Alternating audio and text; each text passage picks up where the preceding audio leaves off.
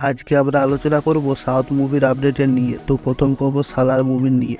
এই মুভিটি A certificate পেয়েছে, মানে 18 বছরের নিচে এই মুভিটিকে কেউ দেখতে পাবে না। এ সার্টিফিকেট মানে প্রচুর অ্যাডাল্ট সিন আছে তা নয়, মুভিতে মারামারি, কাটাকাটি, রক্তাক্ত, অ্যাকশন সিন একটু বেশি আছে, যার জন্য 18 বছরের নিচে কেউ সিনেমা হলে দেখতে পাবে না।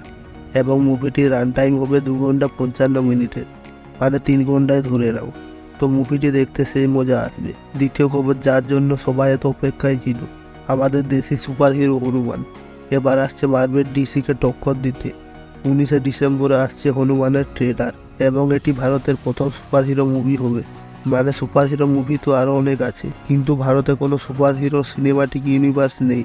এবার আমরা ভারতেও একটি সুপার হিরোর ইউনিভার্স দেখতে পাবো। হনুমান মুভিটি সিনেমাটিক ইউনিভার্সের প্রথম মুভি হবে।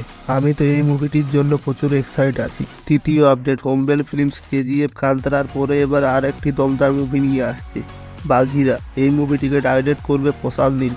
তাহলে বুঝে যাও মুভিটি কী লেভেলের হবে। 17 ডিসেম্বরে বাঘিরার টিজার দেখতে পাবো। চতুর্থ খবর, রণবীর কাপুরকে অ্যানিমেলের পরে এবার আমরা দেখতে পাবো আরেকটি নতুন আবতারি, রামের আবতারি। আদি পুরুষকে টক্কর দিতে আরও একবার নতুন করে রামায়ণ আসছে।